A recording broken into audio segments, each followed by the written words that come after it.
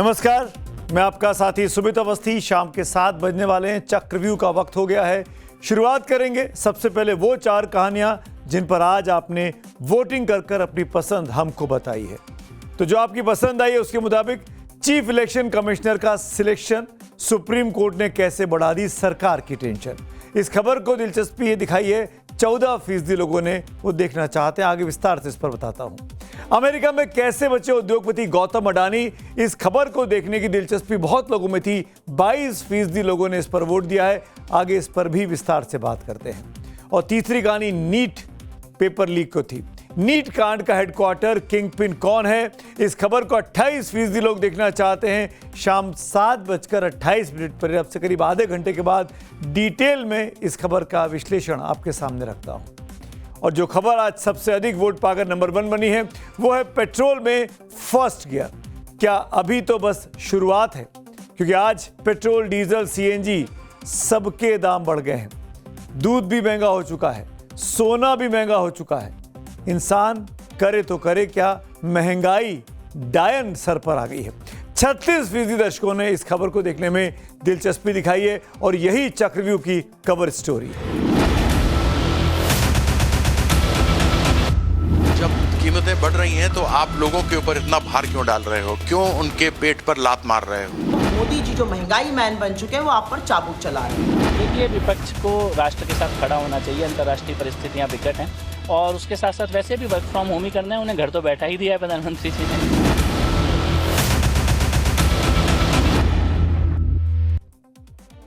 महंगाई डायन खाए जाते हैं, हर व्यक्ति परेशान दिखाई दे रहा है। दरअसल अंतर्राष्ट्रीय बाजार का असर, जिस युद्ध में भारत का लेना ना देना, लेकिन उसका इंपैक्ट हर भारतवासी पर आज पड़ रहा है। कई दिनों के हो हल्ले के बाद आखिरकार पेट्रोल, डीजल के साथ साथ सीएनजी में बढ़ोतरी का गियर लग चुका है।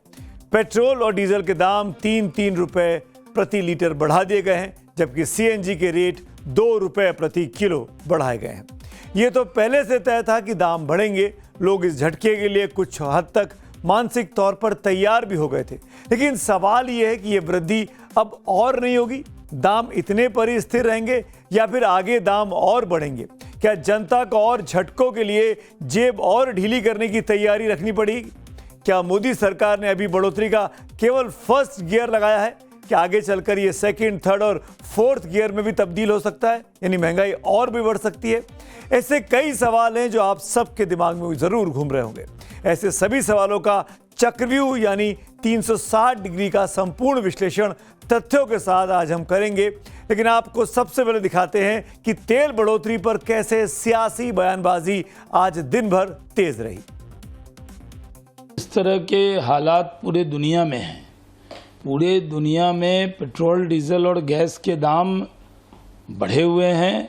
उस तुलना में भारत में अभी भी बहुत कम दाम है, क्योंकि सरकार ने इसको पूरी तरह जनता पे कम से कम बोझ हो, इसलिए सरकार जनता के साथ है। पिछले 3 साल से लगभग जो युद्ध चल रहा है दुनिया में, बहुत सारा संकट दूसरे देशों में आया है।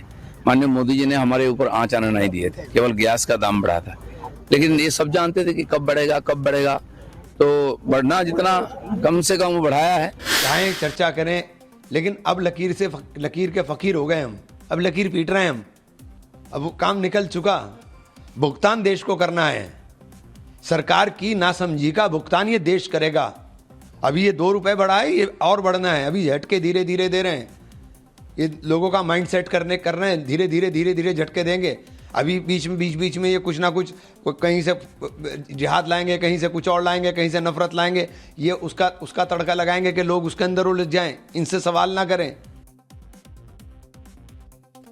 पेट्रोल, डीजल भी पक्ष और विपक्ष की सियासत में फंसा हुआ है। सरकार का कहना है कि तेल कंपनियों की माली हालत के लिए दाम बढ़ाने जरूरी हो गए थे। वहीं विपक्ष इसे सरकार की आर्थिक विफलता और चुनावी पाखंड साबित करने में जुटा है। लेकिन सियासत से इतर हकीकत क्या है? क्या कई दिनों से तेल की कीमतों को बढ़ोतरी का हो हल्ला जो बचा था, ये देखना जानना भी जरूरी है। और इसके लिए करीब 2.5 महीने पीछे हम सबको जाना होगा। 28 फरवरी को जब ईरान और अमेरिका के बीच युद्ध शुरू हुआ था, तब क्या हालात थे और आज क्या हालात हैं, ये आंकड़े देख लीजिए। युद्ध शुरू होने से पहले क्रूड यानी कच्चे तेल के दाम $70 प्रति बैरल थे, जो आज की तारीख में $105 प्रति बैरल के आसपास ट्रेड कर रहे हैं। इससे और आसानी से आपको समझा देता हूं आपकी भाषा में, जो 1 लीटर कच्चा तेल हमें बाहर से युद्ध के पहले यानी 28 फरवरी के पहले 35-36 रुपए के आसपास मिल जाता था, वह बढ़कर 66-67 रुपए तक मिल रहा है। आपको बता दें कि कीमत कच्चे तेल की है, इस पर रिफाइनरी कॉस्ट और टैक्स जोड़कर तेल जो है वो पेट्रोल पंप तक पहुंचता है। इस हिसाब से तो साफ है कि आगे भी पेट्रोल और डीजल की कीमतें और भी बढ़ सकती हैं।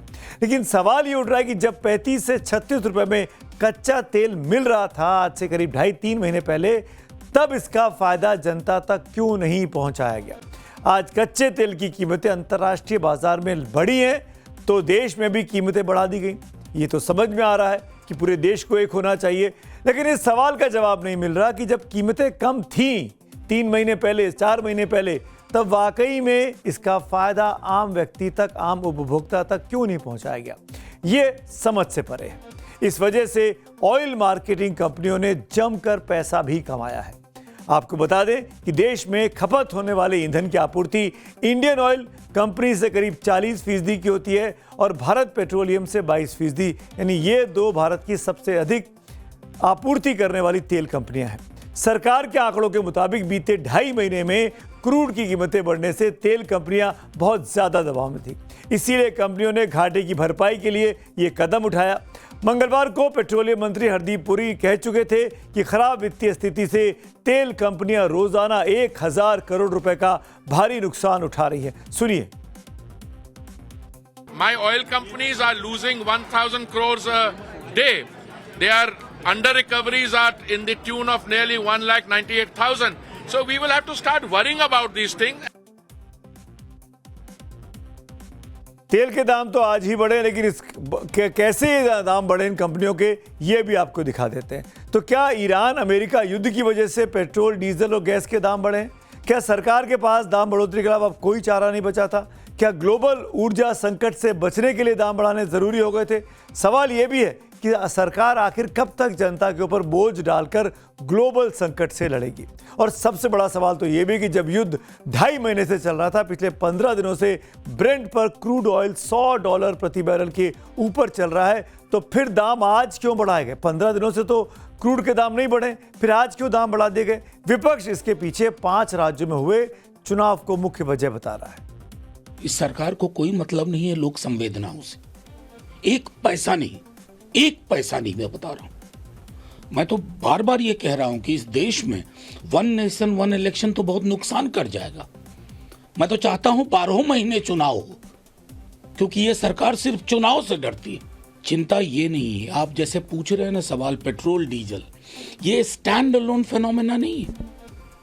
इसका किन किन क्षेत्रों पे प्रभाव पड़ेगा, कितनी इन्फ्लेशनरी टेंडेंसी का जन्म होगा, चाहे कृषि हो, टर्शियरी हो, छोटे उद्यम हो, आप कल्पना नहीं कर सकते। अब आपने देखा 2 महीने तक, जब तक चुनाव चल रहा था, सारे मंत्री, सारे विधायक, सारे सांसद, केंद्र की सरकार, पेट्रोलियम मंत्री, प्रधानमंत्री, गृह मंत्री कह रहे थे तेल का भंडार भरा है, गैस का भंडार भरा है, देखो प्रधानमंत्री जी की खूबियां, देखिए कितने महान है वो, पूरी दुनिया में दाम बढ़ गया, हिंदुस्तान में नहीं बढ़ पाया। अब क्या हुआ? 4 मई को जैसे ही रिजल्ट आया, आपने कहा डीजल का इस्तेमाल ना करो, पेट्रोल का इस्तेमाल ना करो, गैस का इस्तेमाल ना करो, सोना ना खरीदो। विपक्ष सरकार को घेर रहा है, सरकार की तरफ से बुलेटकर वार किया गया है। बीजेपी के आईटी सेल के प्रमुख अमित मालवीय, उन्होंने एक्स पर एक पोस्ट किया और दुनिया भर के कीमतें दिखाई गई हैं। मैं उसको आपके सामने रख देता हूं। दुनिया में क्या कीमतें हैं? म्यांमार में पेट्रोल 89 रुपये लगभग बढ़ चुका है, 89%, डीजल 112%। हर देश का है आंकड़ा और इस आंकड़े को देखकर लगता है कि वाकई में कितना हद तक दाम, कितने फीसदी दाम बढ़ चुके हैं। म्यांमार से शुरू होकर सऊदी अरब तक है और भारत में ये देखिए केवल 3.2% बढ़ा और डीजल 3.4%। बाकी सब दुनिया के मुल्क जो हैं वहाँ 40%, 50%, 60%, चाइना में 21% के आसपास है। अगर आप श्रीलंका की बात करें तो 38%, 40% के आसपास है। यूनाइटेड स्टेट्स में 44% से 48% के आसपास है। यानी हर देश के दाम बढ़े हैं कच्चे तेल के दाम की वजह से। भारत सबसे कम देशों में से है जहां सबसे कम वृद्धि हुई है, 3.2% पेट्रोल की और 3.4% डीजल की। अब इसके बाद में बाकी लोग क्या कह रहे हैं। अमित मालवीय ने 24 देशों के साथ भारत में पेट्रोल और डीजल के दाम में बढ़ोतरी की तुलना करके जवाब में कांग्रेस भी नेपाल से लेकर यूरोप तक के आंकड़े लेकर सरकार को आईना दिखाने में कूद पड़ी है। असलियत यह है कि जब आपकी जेब पर डाका डाला जा रहा है, जब आप पर महंगाई का चाबुक चलाया जा रहा है, तब दुनिया के तमाम ऐसे देश हैं जो अपने लोगों को राहत दे रहे हैं। नेपाल ने 2 रुपए पेट्रोल पर और 12 रुपए डीजल पर दाम कम किया। ऑस्ट्रेलिया ने एक्साइज ड्यूटी ऐसी घटाई कि 17 रुपए का फायदा पेट्रोल पर आ रहा है और यह फायदा जनता को आ रहा है, ना कि हमारे यहां की तरह तेल कंपनियों को। जर्मनी ने 17 रुपए पेट्रोल पर 19 रुपए डीजल पर घटाया। ब्रिटेन में 100 पाउंड की राहत लोगों को बिजली पर दी जा रही है। तो जब दुनिया के तमाम देश लोगों को राहत दे रहे हैं, तो मोदी जी जो महंगाई मैन बन चुके हैं वो आप पर चाबुक चला रहे हैं। कुल मिलाकर 3 रुपए पेट्रोल और डीजल के दाम बढ़े हैं। दुनिया भर में तो बहुत ज्यादा बढ़े हैं। अमेरिका में लगभग 44% बढ़े हैं, यूएई में लगभग 40% बढ़े हैं, जो कि पेट्रोल और क्रूड का प्रोड्यूसिंग कंट्रीज है। इसी प्रकार से ऑस्ट्रेलिया में, मलेशिया में, म्यांमार में, हर जगह पे लगभग 30 से 40% दाम बढ़े। हमारे यहाँ तो बहुत मिनिमम प्रेशर डाला सरकार ने। पिछले 10 सालों में, 12 सालों में जब कच्चे तेल की कीमत कम थी और कोई युद्ध नहीं चल रहा था, तो 16 बार एक्साइज टैक्स बढ़ाया गया। 65 रुपए से 100 रुपए के ऊपर पेट्रोल डीजल के प्राइस चले गए। उस समय जब आपने फायदा नहीं दिया, तो अब जब कीमतें बढ़ रही हैं तो आप लोगों के ऊपर इतना भार क्यों डाल रहे हो? अब पेट्रोल, डीजल और गैस के दाम तो बढ़ गए, बढ़ने चाहिए थे या नहीं, कितने बढ़ने चाहिए, कब बढ़ने चाहिए थे, इस पर जमकर बहस हो सकती है। लेकिन इन कीमतों के बढ़ने का असर आम आदमी की जेब पर और किचन पर जरूर पड़ता दिखाई दे रहा है। इससे सड़क माल भाड़ा बढ़ सकता है, जिससे दूसरे राज्यों से आने वाली सब्जियां, फल और राशन महंगा हो जाएगा। अगर आप बस से सफ़र करते हैं तो उसका किराया बढ़ सकता है। अगर आप ऑटो से चलते हैं उसका किराया बढ़ सकता है। आपके बच्चे की स्कूल बस की फीस भी बढ़ सकती है क्योंकि डीजल महंगा हो रहा है। ट्रैक्टर और पंपिंग सेट चलाने के लिए किसानों को डीजल महंगा खरीदना पड़ेगा, जिससे उसकी पैदावार अब महंगी हो जाएगी, यानी खेती पर सीधा असर पड़ेगा। ये तो तेल में बढ़ोतरी के साइड इफेक्ट्स हैं जिन पर आज नहीं तो कल असर पड़ना बिल्कुल तय है। यानी मानकर चलिए कि आपकी जेब अब पहले से ज्यादा ढीली होने वाली है। लेकिन आम जनता का इस बढ़ोतरी पर क्या कहना है, ये भी आज आपको जरूर सुनना चाहिए। इंडिविजुअली डेफिनेटली अफेक्ट करता है, लेकिन अगर आप ओवरऑल देखेंगे, वॉर चल रहा है, कहीं से पेट्रोल मिल नहीं रहा है, मिलना इतना मुश्किल हो रहा है, डिमांड बढ़ रहा है, बैरल कॉस्ट इतना ज़्यादा हो रहा है क्रूड ऑयल का। इन सब चीज़ों को लेते हुए अगर 3 रुपए बढ़ भी रहा है, थोड़ा एज अ पब्लिक हमें गवर्नमेंट का साथ देना चाहिए। इंडिया में जनता ने अभी भी किसी तरह की इसमें इतनी स्टीप हाइक नहीं देखी है, तो सरकार इसके लिए बधाई की बात रहे कि सरकार ने सब कुछ खुद वहन करा है और खुद ही वहन कर रही है, अपने टैक्सेस कम कर रही है और जनता को उसी रेट पर पेट्रोल डीजल उपलब्ध करा रही है। ये मेरे हिसाब से बहुत ही ज़्यादा अनिवार्य था, क्योंकि ये अगर आप क्रूड का ही रेट देखें इंडियन बास्केट का, वो 14 तारीख पे लगभग $108.36 पे ट्रेड कर रहा था और US डॉलर्स 95.89 पे ट्रेड कर रहा था, जिसके कारण हमारी जो खरीद रेट है ऑयल मार्केटिंग कंपनीज की बहुत ज़्यादा बढ़ चुकी थी। इस पे हम लोग क्या कर सकते हैं, क्योंकि हमारे दूसरे देश से सारे आते हैं, तो हमारे यहाँ तो होता नहीं है। तो हम इस पे हम लोग जो भी है, सरकार जो भी कदम उठा रही है, देश हित के लिए कर रही है। तो जाहिर तौर पर हर व्यक्ति पर बोझ तो पड़ने वाला है। एक बात तो साफ है कि अगर युद्ध की वजह से ग्लोबल एनर्जी मार्केट में सप्लाई इसी तरीके से प्रभावित रही कच्चे तेल की, तो कीमतें आगे जाकर और भी बढ़ सकती हैं। ये खतरा लगातार बना है। इसी ऊर्जा संकट पर चर्चा के लिए पीएम मोदी आज यूएई की राजधानी अबू धाबी पहुंचे। अबू धाबी में पीएम मोदी ने यूएई के राष्ट्रपति शेख मोहम्मद बिन जायद से मुलाकात की। इस दौरान दोनों नेताओं के बीच ऊर्जा सहयोग पर विस्तार से चर्चा हुई। भारत अपनी जरूरत का करीब 10% कच्चा तेल और 40% LPG यूएई से ही मंगाता है। पीएम मोदी देशवासियों को बचत का संदेश देकर आज 5 देशों की विदेश यात्रा पर रवाना हुए थे। अब वो यूएई से रवाना होकर नीदरलैंड के लिए निकल चुके हैं। ये बात ठीक है कि चुनावों के तुरंत बाद बढ़े दामों के कारण विपक्ष को सरकार को घेरने का एक आसान मौका आज मिल गया, लेकिन प्रधानमंत्री मोदी की बचत की अपील को अगर सिर्फ एक राजनीतिक कदम ना मानकर इसे राष्ट्रव्यापी जन आंदोलन बना दिया जाए तो भारत वाकई ऊर्जा के क्षेत्र में एक वैश्विक महाशक्ति बनकर इस संकट में उभर सकता है। अगर देश का हर नागरिक, कॉरपोरेट और सरकारी विभाग इस बचत मंत्र को अपनी आदत बना लेगा तो भारत के विकास की गाड़ी ऊर्जा की पटरी पर सरपट दौड़ती रहेगी, रुकेगी नहीं। और हाँ, इसके लिए किसी कैमरे की जरूरत नहीं है कि मैं बस से चल रहा हूं, मैं साइकिल से चल रहा हूं। इस दिखावे की कोई जरूरत नहीं है, ये अपने आप मैसेज जाता है और देश की जनता सब जानती है, सब समझती है। इसीलिए ये जरूरी है कि हम सब मिलकर ऊर्जा को बचाएं। आगे बढ़ते हैं आज की अगली कहानी की ओर। लोकतंत्र के सबसे बड़े प्रहरी यानी चुनाव आयोग के आयुक्तों की नियुक्ति को लेकर देश की सबसे बड़ी अदालत ने केंद्र सरकार को कटघरे में खड़ा कर दिया है। सुप्रीम कोर्ट ने साफ शब्दों में पूछा कि अगर नियुक्ति प्रक्रिया में सब कुछ सरकार के ही हाथ में है तो फिर विपक्ष के नेता को सिलेक्शन कमेटी में रखकर स्वतंत्रता का दिखावा करने की जरूरत क्या है। जस्टिस दीपांकर दत्ता और जस्टिस सतीश चंद्र शर्मा की बेंच ने मुख्य चुनाव आयुक्त और अन्य चुनाव आयुक्त अधिनियम 2023 की धज्जियां उड़ाते हुए तीखी टिप्पणियां की हैं। कोर्ट ने सरकार से पूछा कि जब सिलेक्शन कमेटी में प्रधानमंत्री और उनके ही कैबिनेट मंत्री शामिल हैं तो क्या विपक्ष के नेता की हैसियत महज एक दिखावटी सदस्य की नहीं रह जाती है। सुप्रीम कोर्ट ने केंद्र सरकार से 5 बड़े सवाल पूछे हैं। सीबीआई डायरेक्टर की कमेटी में सीजीआई होते हैं तो चुनाव आयुक्तों की नियुक्ति में कोई स्वतंत्र सदस्य क्यों नहीं है। अगर पीएम और एलओपी यानी लीडर ऑफ अपोजिशन की राय अलग हुई तो क्या कैबिनेट मंत्री कभी प्रधानमंत्री के खिलाफ फैसले में वोट करेगा। जब फैसला 2:1 के सरकार के पक्ष में ही आना है तो विपक्ष के नेता को रखने का औचित्य इस कमेटी में क्या है। क्या विपक्ष के नेता की भूमिका केवल सजावटी यानी डेकोरेटिव बनकर रह गई है। क्या चुनाव आयुक्तों की नियुक्ति की पूरी प्रक्रिया सिर्फ स्वतंत्रता का दिखावा है। दरअसल पूरा मामला 2023 के उस कानून का है जिसने चुनाव आयुक्तों की नियुक्ति का पूरा गणित बदल कर रख दिया है। मार्च 2023 में सुप्रीम कोर्ट ने फैसला दिया था कि जब तक संसद कानून नहीं बनाती, जी हां, फैसले में गौर कीजिएगा, जब तक पार्लियामेंट इस पर कानून नहीं बनाती तब तक इलेक्शन कमिश्नर्स की नियुक्ति प्रधानमंत्री, लोकसभा में विपक्ष के नेता और भारत के मुख्य न्यायाधीश की कमेटी की ओर से की जाएगी ताकि नियुक्ति कार्यपालिका के प्रभाव से मुक्त और स्वतंत्र हो। इसके बाद सरकार मुख्य चुनाव आयुक्त और अन्य चुनाव आयुक्त अधिनियम 2023 लेकर आ गई। इस कानून में सीजीआई की जगह कैबिनेट मंत्री को सिलेक्शन कमेटी का हिस्सा बना दिया गया और यह कानून संसद से पास हो गया।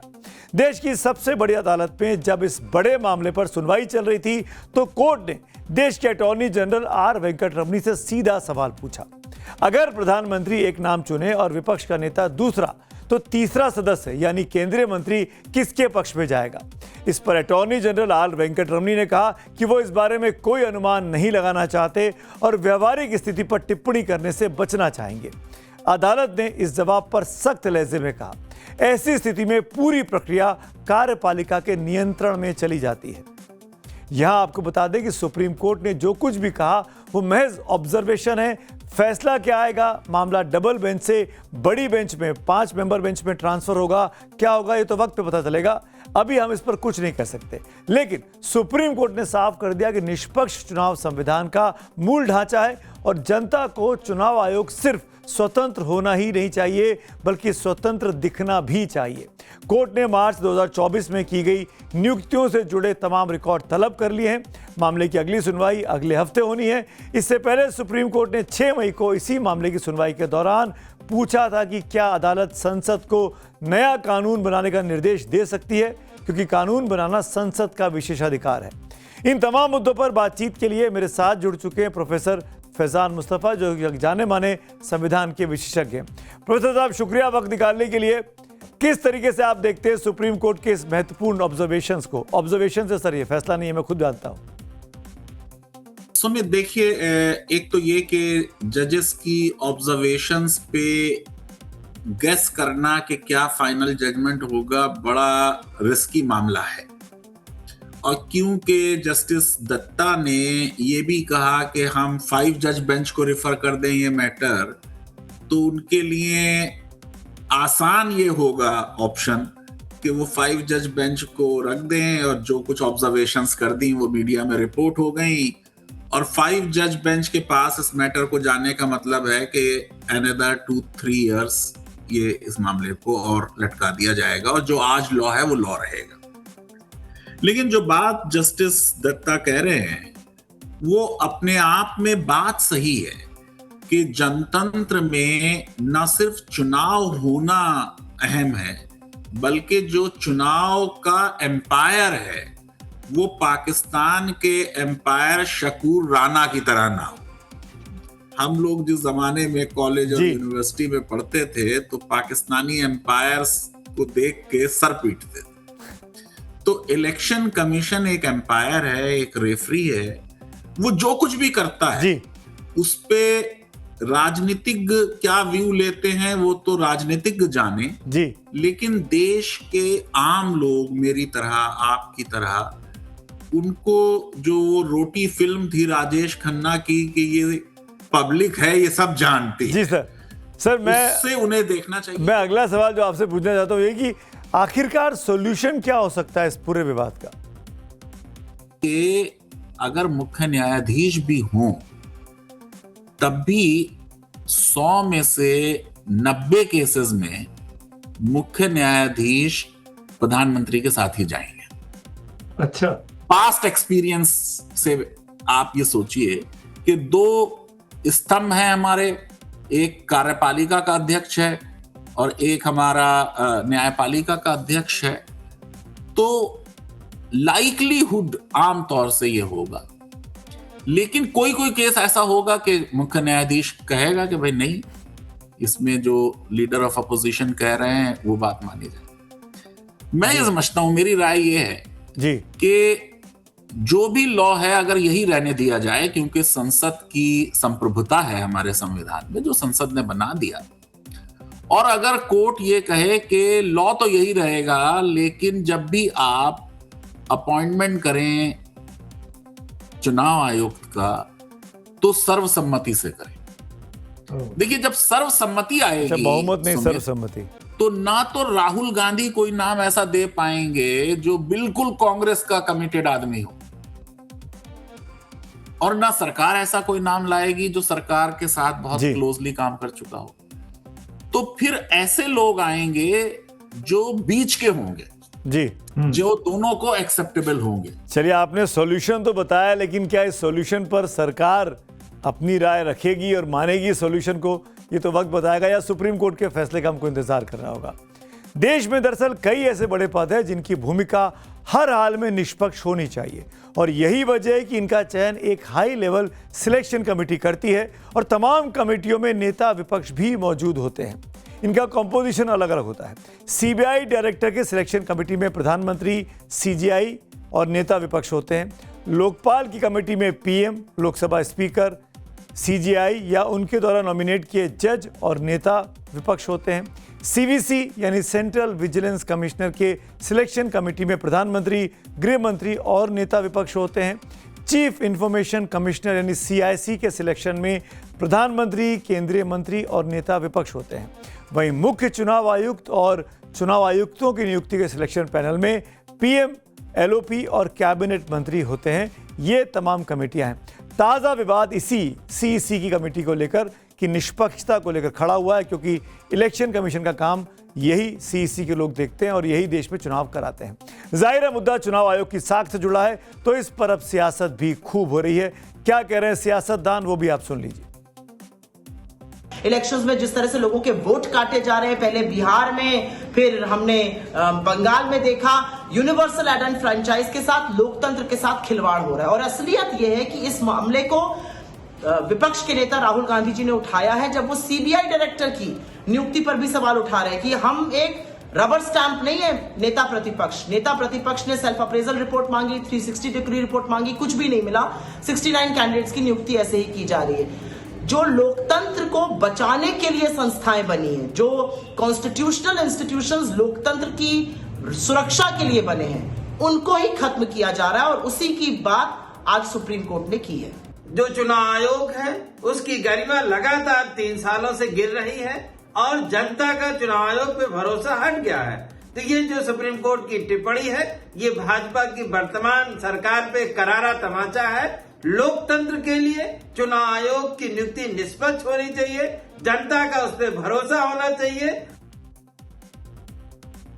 विपक्ष को मौका मिला, सरकार पे सवाल दागे। हम ये सवाल लेकर बीजेपी के पास भी गए, पर बीजेपी ने इस पूरी घटना पर, इस पूरे सुप्रीम कोर्ट के ऑब्जर्वेशन पर फिलहाल प्रतिक्रिया देने से मना कर दिया। हमारे रिपोर्टर्स ने यही हमको बताया है। आगे बढ़ते हैं आज की अगली कहानी की ओर। एशिया के सबसे बड़े रईस गौतम अडानी के लिए अमेरिका से बहुत बड़ी राहत वाली खबर आई है। नवंबर 2024 में अमेरिका के सिक्योरिटीज एंड एक्सचेंज कमीशन यानी SEC ने आरोप लगाया था कि अडानी ग्रुप ने भारत में सोलर से जुड़े ठेकों को हासिल करने के लिए अफसरों को रिश्वत दी अमेरिका में, और बाद में अमेरिकी निवेशकों से इस बात को छिपाया। इस मामले में SEC ने गौतम अडानी और उनके भतीजे सागर अडानी को आरोपी बनाया था।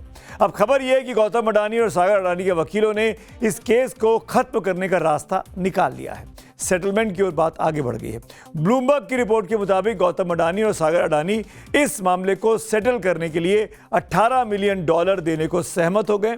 फेडरल कोर्ट में फाइल किए गए प्रस्तावित समझौते के मुताबिक गौतम अडानी $6 मिलियन और सागर अडानी $12 मिलियन देंगे। अगर इस डील पर अमेरिकी कोर्ट की मुहर लगती है तो अडानी ग्रुप पर लगे धोखाधड़ी के आरोपों के काले बादल छट जाएंगे। सबसे बड़ी बात यह कि अमेरिकी जस्टिस डिपार्टमेंट भी अब आरोप हटाने पर विचार कर रहा है।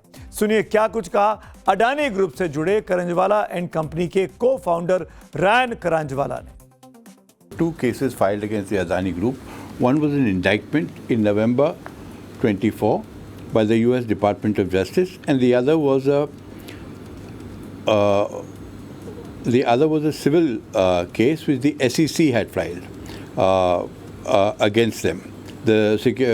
Filed a parallel civil proceeding against Gautam Adani and the other Adanis. So, from what the papers tell us, and if it transpires as such, the SEC case is being settled by Gautam and the Adanis paying approximately $18 million by way of a fine. After that, the US federal court has to accept it and that case will be closed. The DOJ itself has agreed to drop the case, principally probably because of the arguments advanced by Adani's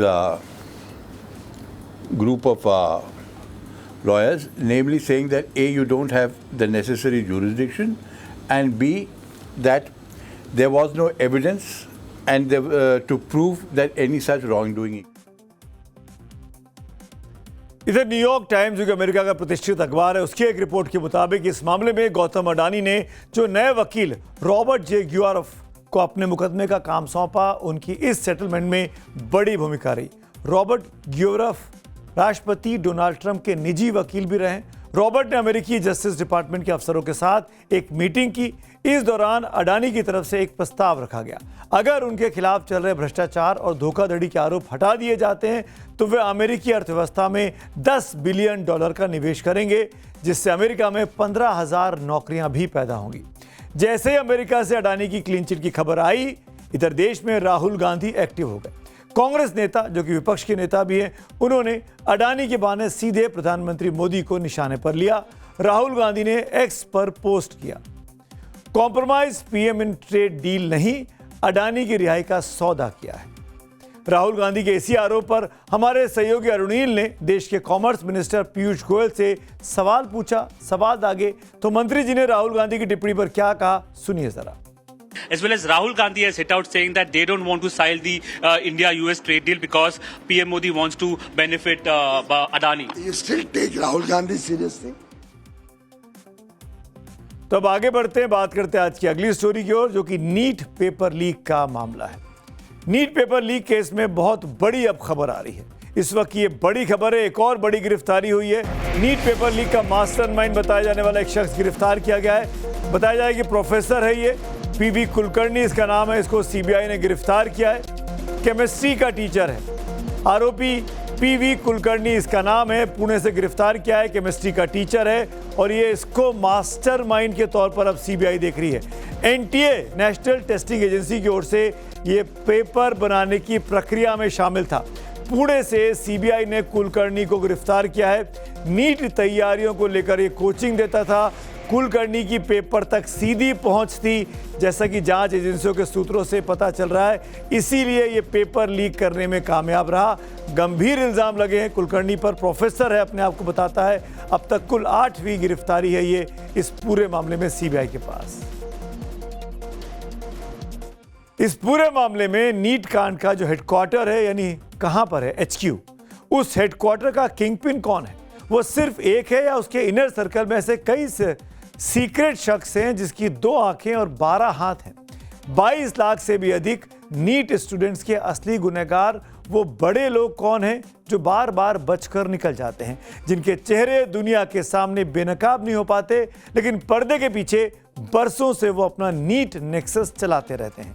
और जब paper leak की पुष्टि हो जाती है तो जांच एजेंसियों की जाल में सिर्फ छोटी मछलियां फंस पाती हैं।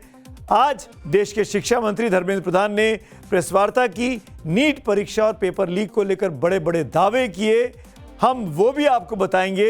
लेकिन नीट पेपर लीक कांड की सीबीआई जांच अब कहां तक पहुंची है, इसकी परतें भी खोलेंगे। लेकिन सबसे पहले ये जान लीजिए कि नीट परीक्षा की नई तारीख का ऐलान हो चुका है। नीट की रद्द हुई परीक्षा 21 जून को होगी। ये तारीख आज अनाउंस कर दी गई। इस बार परीक्षा ऑफलाइन होगी। री एग्जाम में छात्रों को 15 मिनट का एक्स्ट्रा टाइम भी दिया जाएगा। अगले साल से नीट की परीक्षा ऑनलाइन होगी, कंप्यूटराइज्ड होगी। और इस बार जो परीक्षा दोबारा ली जा रही है उसकी फीस भी नहीं ली जाएगी। और जो पुरानी परीक्षा रद्द हुई जिसकी फीस ली गई थी, वो पैसे छात्रों को, अभ्यर्थियों को वापस किए जाएंगे। देश के शिक्षा मंत्री धर्मेंद्र प्रधान ने आज प्रेस कॉन्फ्रेंस करके दावा किया कि इस बार कोई नहीं बचेगा। नीट पेपर लीक के जितने भी गुनहगार होंगे वो सलाखों के पीछे जरूर जाएंगे। राधाकृष्ण कमेटी को शब्दशः इम्प्लीमेंट किया, उसके बावजूद भी ये दुर्घटना हुई। इसलिए हमने पहला हमारे निर्णय हुआ कि हम परीक्षा को इस बार रद्द करते हैं।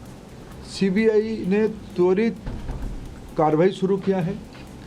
इस बार सीबीआई तह तक जाएगी, कहाँ वो कमांड चेन पे ब्रीच हुई है, एनटीए में जो कमियां उसको सुधारना पड़ेगा, जो भी गुनहगार है उसको परिधि में लाना पड़ेगा और एनटीए ही अकाउंट। सीबीआई गहरा तक जाएगी, किसी को इस बार बख्शा नहीं जाएगा।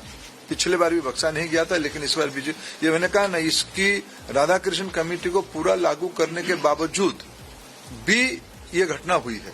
सीबीआई, आपने देखा होगा, आप लोग ही छपाते हो, सीबीआई ने तुरंत कार्रवाई किया है। सीबीआई इसको तह तक जाएगी। मैं और एक विषय जो मेन विषय में कहना था, तो री एग्जाम का ऐलान हो गया। 2027 से ऑनलाइन परीक्षा कराने का फैसला भी कर लिया गया। लेकिन सवाल अब भी वही है कि क्या सिर्फ सिस्टम बदल देने से भरोसा वापस आ पाएगा? क्योंकि देश के लाखों छात्र अभी भी पूछ रहे हैं कि अगर सब कुछ इतना योग्य और अनुभवी हाथों में है तो फिर पेपर लीक कैसे हो गया? ये सवाल इसलिए और ज्यादा ज्वलंत हो जाते हैं क्योंकि नीट पेपर के लीक होने से देश में आग लगी हुई है। पेपर लीक के आरोप, छात्रों का आक्रोश, अभिभावकों का गुस्सा और दूसरी तरफ केंद्रीय शिक्षा मंत्री धर्मेंद्र प्रधान जी का ये कहना कि एनटीए अभी बहुत योग्य और अनुभवी व्यक्ति के हाथ में है। केंद्रीय शिक्षा मंत्री धर्मेंद्र प्रधान कह रहे हैं कि एनटीए बहुत सक्षम लोग चला रहे हैं। सुप्रीम कोर्ट की सिफारिश पर यह एजेंसी बनी है, यानी एनटीए को एक तरीके से शिक्षा मंत्री की आज क्लीन चिट मिल गई। एनटीए को चलाने वालों को क्लीन चिट मिल गई, लेकिन छात्रों का दर्द ये कह रहा है कि गलती सिस्टम में हुई है। सजा सिर्फ स्टूडेंट्स को क्यों? बड़ा सवाल है ये। सुनिए, री एग्जाम की तारीख आने के बाद देश के अलग अलग शहरों के स्टूडेंट्स क्या कह रहे हैं। अब वापस एग्जाम हो रही है, किस तैयारी है? तैयारी उस मोटिवेशन से तो हो नहीं रही है जैसे पहले हो रही थी। क्यों? तो अब नीयत मर गई सर। नीयत मर गई है। मतलब पहले काफी अच्छा हुआ था, पहले पेपर बढ़िया हुआ था, तो अब थोड़ी सी टेंशन है। टेंशन हो गई। आपने दिया था एग्जाम? यस सर, कैसा हुआ था पेपर? पेपर बहुत अच्छा हुआ था और मतलब अब वो इंटेंशन नहीं रहा कि मतलब पहले जैसे तैयारी चल रही थी अब नहीं हो सकती है, क्योंकि हर बार एग्जाम देना और फिर कैंसिल हो जाना, स्टूडेंट पे ही प्रेशर ज़्यादा होता है। और जहाँ तक बात डेट के, सर एनटीए ने डेट रिलीज कर दिया है 21 जून, तो हमारी तैयारी लगी हुई सर। तो 30-35 दिन हमारे लिए बहुत इंपॉर्टेंट है, तो तैयारी लगी हुई। आपने दिया था एग्जाम? हाँ सर, मैंने एग्जाम दिया था इस बार। फिर से डेट आ गई है, तो किस तरह से तैयारी है और आप लोगों के लिए कितना ये कह सकते हैं कि कैंसिल हो जाना, फिर से एग्जाम होना, कितनी दिक्कत होती है? ये हम लोगों के लिए, हमारे पेरेंट्स के लिए, सबके लिए बहुत ज़्यादा दिक्कत की बात है कि एग्ज़ाम हो फिर लीक हो जाना, फिर से एग्ज़ाम देना। और मैं तो बस यही गुजारिश करना चाहूँगा कि अगर इस बार एग्ज़ाम हो तो कंप्यूटर बेस्ड टेस्ट हो और इस लीक के चांसेस थोड़े कम हो जाएं और ना के बराबर हो जाए, सिक्योरिटी बढ़ा दी जाए और स्टूडेंट्स को मतलब फ्री एंड फेयर एग्जाम का एक मौका दिया जाए। मतलब पेपर सेफ्टी से रखे, क्योंकि अगर लीक हुआ है तो वहीं से हुआ है ना, तो थोड़ा ध्यान दें कि ऐसा नहीं करना चाहिए, क्योंकि एक साल जो हम मेहनत करते हैं वो तो फिर वेस्ट चला जाता है ना, तो बहुत डिसअपॉइंटमेंट होता है। तो थोड़ा सा उनको ध्यान देना चाहिए कि बच्चों का स्ट्रगल देख। जून को नया एग्जामिनेशन डेट आएगी। जो नया एग्जामिनेशन की डेट आई है, हम यही चाहते हैं कि एग्ज़ाम फेयरली कंडक्ट हो। जो बच्चे नॉन डिज़र्विंग है, जो इस तरीके की चीज़ें करते हैं कि पेपर लीक हो गया और जिन्हें ऐसी पेपर मिल जाता है बिना मेहनत करे, हम यही चाहते हैं कि उन्हें ऐसे पेपर ना मिले जो बच्चे डिज़र्विंग। तो एक तरफ एनटीए की योग्यता और अनुभव की तारीफ हो रही है, तो वहीं यूपी के लखीमपुर खीरी से बहुत ही दर्दनाक एक खबर सामने आई। नीट की परीक्षा में बैठे 21 साल के ऋतिक मिश्रा नाम के एक स्टूडेंट ने फांसी लगाकर खुदकुशी कर ली। ऋतिक के परिवार वालों का कहना है कि उसने 3 बार डॉक्टर बनने का सपना लेकर नीट की परीक्षा में बैठा था। हर बार खुद को उसने बेहतर किया, हर बार उम्मीद बचाए रखी, लेकिन इस बार जब उसे लगा कि मेहनत रंग लाएगी, तभी पेपर लीक हो गया और परीक्षा कैंसिल कर दी गई। परिवार का आरोप है कि नीट परीक्षा को लेकर चल रहे विवाद और तनाव ने उसे अंदर से तोड़ दिया था। अब उस घर पर दुखों का पहाड़ टूटा है। माँ है जो बार बार बेटे का कमरा देख रही है, पिता हैं जो पूछ रहे हैं कि आखिर उनके बेटे की गलती क्या थी। अब इस घटना के बाद राजनीति भी तेज हो गई है। राहुल गांधी ने इसे सिस्टम द्वारा हत्या बताया है। वहीं प्रियंका गांधी ने परीक्षा व्यवस्था में भ्रष्टाचार पर सवाल उठाए। लेकिन राजनीतिक आरोपों से अलग सबसे बड़ा सवाल यह है कि बच्चों की मेहनत और मानसिक दबाव को क्या री एग्जाम से दूर किया जा सकता है। रही बात जांच की, तो सीबीआई ने इस मामले में अब तक 8 लोगों को गिरफ्तार किया है। इनमें से 5 आरोपी राजस्थान से पकड़े गए हैं। जयपुर के जमवा, रामगढ़ के मांगीलाल बिनवाल, लोकल बीजेपी नेता दिनेश बिनवाल और बेटा विकास बिनवाल, ये एक ही परिवार के लोग हैं। हरियाणा के गुरुग्राम के रहने वाले यश यादव और नासिक के शुभम खैरनार को दिल्ली के राउज एवेन्यू कोर्ट में पेश किया गया था। कोर्ट ने 5 आरोपियों को 7 दिन की कस्टडी में भेजा। सीबीआई ने इनके अलावा पुणे से ब्यूटिशियन मनीषा वाघमरे, नासिक से धनंजय लोखंडे को भी गिरफ्तार किया। धनंजय लोखंडे को 6 दिन की सीबीआई कस्टडी में भेजा गया। राजस्थान, हरियाणा, महाराष्ट्र और दिल्ली तक फैले इस नेटवर्क की परतें खुल रही हैं। लेकिन सबसे ज्यादा चर्चा उस बयान की हो रही है जो गिरफ्तारी के वक्त आरोपी और लोकल बीजेपी नेता दिनेश बिनवाल ने दिया था।